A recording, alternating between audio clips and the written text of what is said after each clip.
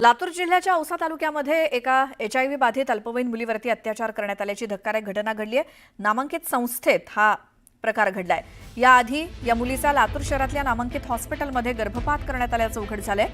मुलगी धाराशिव जिल्ह्यातली रहिवासी असल्यामुळे ढोकी पोलिसात 6 जणांच्या विरोधात गुन्हा दाखल झालाय। आणि धक्कादायक बाब म्हणजे औसामधील संस्थेत आणखी काही मुलींवरती अत्याचार झालाय अशी प्राथमिक माहिती पीडित मुलीने दिली, त्यामुळे खळबळ माजली आहे। दरम्यान गुन्हा दाखल होऊन देखील आरोपींना अटक न करण्यात आल्यामुळे संताप व्यक्त होतोय। औसा तालुक्यातील जी घटना आहे ती ढोकी पोलिसांनी त्याच्यावरती गुन्हा दाखल केल्यानं आपल्यासोबत ढोकी ठाण्याचे पोलीस निरीक्षक आहेत। आपण त्यांना सर, आपण गुन्हा दाखल केलेला आहे, नेमकं प्रकरण काय होतं, कुठल्या कलमांतर्गत गुन्हा दाखल केलेला आहे, काय नेमकं प्रकरण आहे? अल्पवयीन मुलीवर अत्याचाराचा प्रकारामध्ये आपल्याकडं रात्री गुन्हा दाखल झालेला आहे। तर सदर गुन्ह्यामध्ये पोक्सो कायद्याअंतर्गत जी कलमं आहेत त्या अनुषंगाने आपण गुन्हा दाखल केलेला आहे। आणि सदरच्या गुन्ह्यातील जी घटना आहे ती घटना औसा तालुक्यातील असल्यामुळं औसा पोलीस स्टेशनला सदरचा गुन्हा 0नी वर्ग करण्यात आला आहे। एकूण किती आरोपी त्याच्यामध्ये, किती आरोपीवरती गुन्हा दाखल करण्यात आला आणि HIV बाधित मुलगी असल्यानं याच्या काही मेडिकलसाठी वगैरे पाठवण्यात आलं का?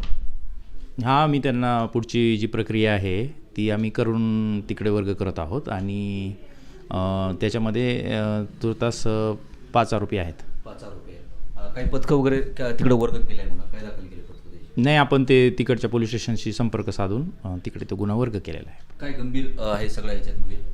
हे आता अल्पवयीन पीडित आहे आणि जरा गंभीर स्वरूपाचा गुन्हा आहे।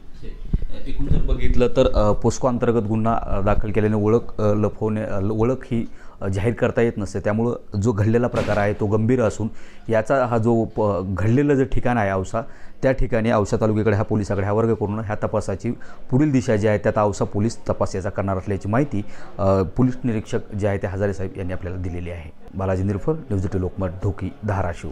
एक बातमी आहे, मुख्यमंत्री सहायता निधी कक्षाची तत्परता, कक्षाच्या बाहेरील गंज लागलेला भाग काढून घेण्यात आलाय। मंत्रालयामध्ये मात्र सिलिंगचा भाग कोसळल्याची चर्चा आहे, मात्र गंजलेला भाग आपणहून पाडण्याचं कक्षानं स्पष्टीकरण दिलंय।